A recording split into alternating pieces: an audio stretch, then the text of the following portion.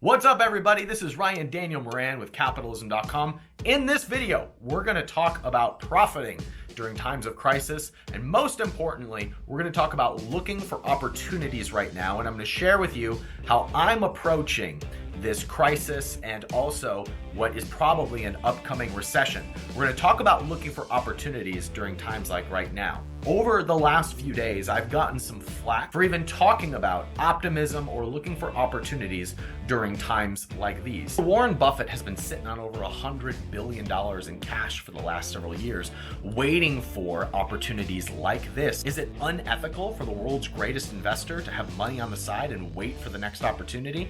No. When Warren Buffett jumps in, it's actually going to be a sign to the rest of the economy, to the rest of the investment community, that this is going to be short-lived.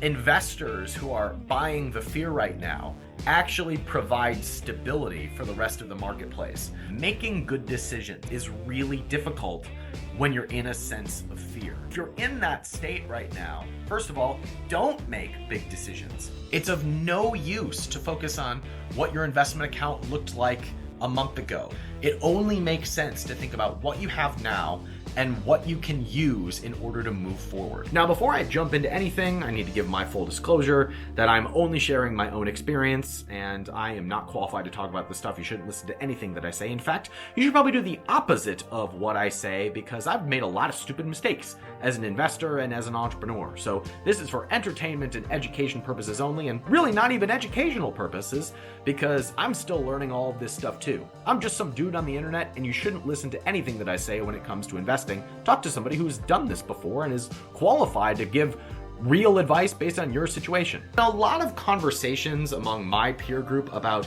where's the bottom going to be? When are we going to level out? And that's kind of a fool's game to try and guess. I have my predictions that I make for fun. I said publicly that I think the bottom of the market is around 18,000, maybe 16,000, but between that level, I think we're going to level out. But that's really just for fun to play that game. If you're picking good companies at good prices, it doesn't make sense to wait for the bottom or hope that you catch things at the right time. For example, there are companies that have grown even in the last few weeks. Do you know that Kroger is up since coronavirus? Do you know that Costco has mostly held its value? Do you know that Amazon has mostly held its value from its highs of being $1 trillion company? Now, saying that does not mean you should go run and buy those companies. Full disclosure, I only own one of those companies. The reason I'm telling you that is because no matter what the economy is doing, there are going to be businesses that grow and businesses that fail. And most of the time, it's the good companies that were doing good things beforehand that are the ones that grow and prosper during this time. So if your biggest question is where's the bottom of the market, you're kind of missing the point. A much more effective, useful question is, are the companies that are doing things well on sale? Are they undervalued or are they overvalued? I've been freshening up on Phil Town. He wrote Rule Number 1. It's a fantastic book to learn about value investing from a practical point of view. And what I like about Phil's approach is his mindset is about investing in companies that you understand, companies that you want to follow, and companies that have good fundamentals and good leadership. For example, full disclosure, I do own a significant amount of Visa stock, and I loved my Visa stock at a $200 price. This week, it dropped to like $135 a share. I really like it at a $135 price. I think it's a great company with a great track record, with great numbers behind its operations. So yes, I'm going to be buying more Visa.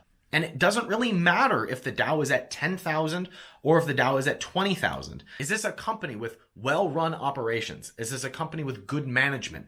Is this a company that has strong fundamentals and is going to be around 10, 20, or 30 years from now?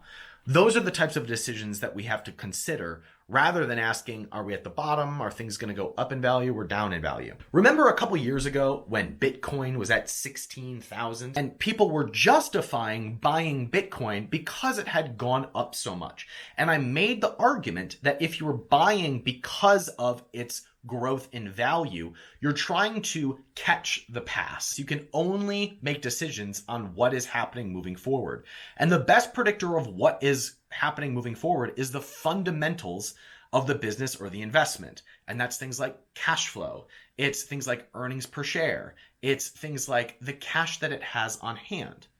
And if you don't know those numbers and you're only basing your decisions based on what the paper value is of something, it probably would be a better idea for you to not invest at all. Instead, it might be a better decision for you to just buy index funds or ETFs in sectors that you understand. Trying to pick stocks that you think are going to go up or down in value is like throwing darts. That's why I like Phil Town's approach, because he looks at a few basic numbers and looks at growth to see whether or not a stock is worth pursuing. And then he starts to look at the price. After rereading rule number 1, I went and looked back at some of the oil companies that I've been considering investing in, because ExxonMobil and Chevron are down like 50% from their highs. But after looking at their balance sheets, I go a little bit concerned.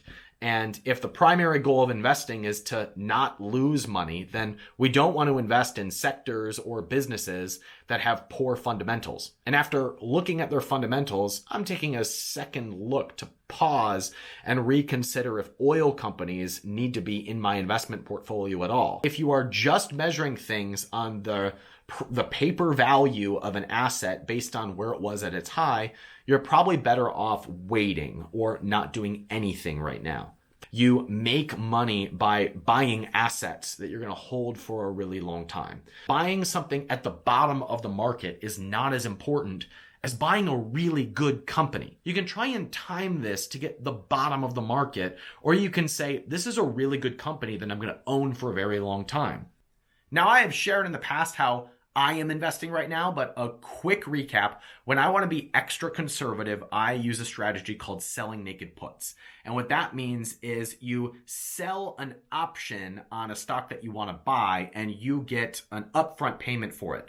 And so it reduces the overall cost of the stock should you decide to buy it in the future. Now, I've done full videos about selling naked puts, and it's a strategy that I use to be a little bit more conservative during times like this. It allows me to buy stocks at the price that I want without acting in fear.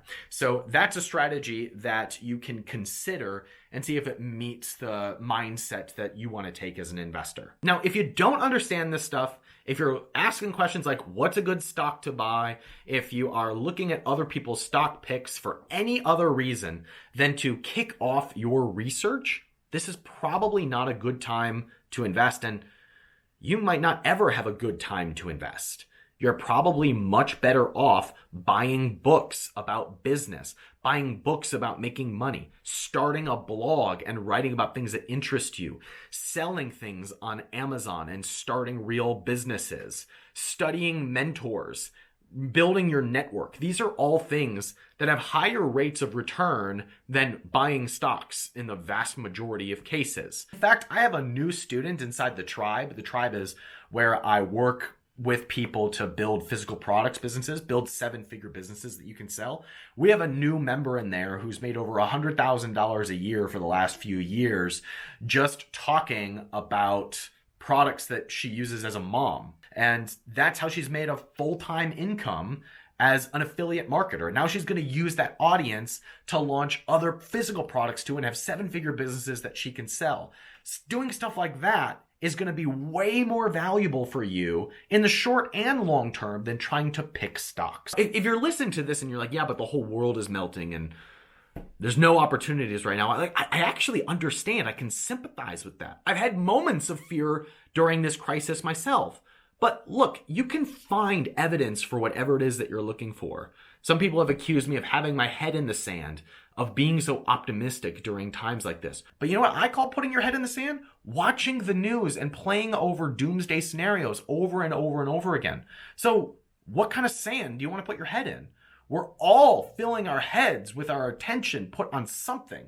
So I just choose to put my attention on where there's opportunity, where there is a chance to serve others, where there is a chance to grow, where there's a chance to profit, where there's a chance to be an example to other people. And that's what I'm encouraging you to do, however that looks in your own life. So a quick summary, if you're going to invest, Again, I brushed up on my Phil Town recently, and the 30-second overview of his strategy is make a list of companies that are meaningful to you, that you're interested in, that you're genuinely going to follow because you're a fan of theirs, and they're publicly traded. Number two, look at their management and see what their values are. Do they align with yours? Are they the type of company that you want to back? Number three, look at their fundamentals. What is their balance sheet? Do they have cash on hand? Can they weather this storm? Do they have a plan moving forward? Have they succeeded in recessions in the past? And then number four, wait for them to come to your price. We're not trying to chase numbers here. We're waiting for the numbers to make sense to us. And based on some of his recommendations, I've reevaluated a few of the companies that I was eyeing seriously, like oil companies. I fell into the own mistake of looking at oil companies and saying, wow, they're down 50, 60%, but looking under the hood and seeing that they don't have really strong foundations, I've decided to pause my investments on those types of companies, even though they had healthy dividends that were really sexy. Double down on where you do have opportunities and you do have control. Start a business, and a business can be as simple as building an email list or a social media following and blogging about the products that you like. That's how I started my first business, and I made $100,000 a year. That was back in 2006. There's way more opportunities now. I would suggest that you start making YouTube videos and you start writing posts about products that you are testing and products that you're interested in, and just start to flex that muscle about talking about products, talking about whatever it is that interests you the most. If you're not a good writer, then start a podcast or do videos and get them transcribed, and then put them on a blog and open up an account on semrush.com and just start to track where your blog starts to show up. And for the love of everything, please use this time as a way to make connections. One of the smartest things that you can do with your time right now is, if you're making content, reach out to the people who are also talking about the same topics that you are. Make content for their audience. Do collaborations with them.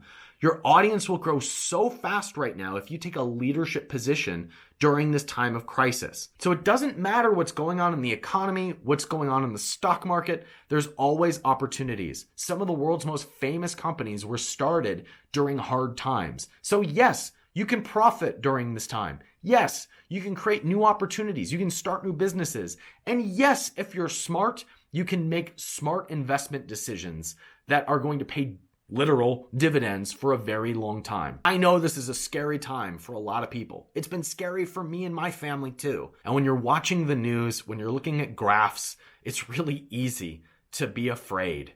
It's really hard to stay positive when you are consuming negativity all the time. So what sand do you want to put your head in? You have a strategic opportunity right now to start something, to grow something, to be something, to create the change that you want to see in this world. Listen, it's entrepreneurs and capitalists and opportunistic people that are going to pull us out of this. And if you're one of them, then you are leading the change. You're creating opportunities for other people. It's capitalism and entrepreneurs that are the ones that are going to create the greatest change right now. The world is looking for opportunity, and the world is looking to support people who are going in new directions. And you have the chance to be among that change. Thanks for watching this video. Let me know what you thought in the comments. And if you're looking to start a new opportunity, I have a whole bunch of videos and resources for you here on the channel. I've also made the decision that I'm going to go live on YouTube more often and take more Q&A from you. So make sure you subscribe and you ring the bell so that you know when I go live, and I'd love to interact with you on the next Q&A. Thanks so much for watching, and I'll see you guys next time.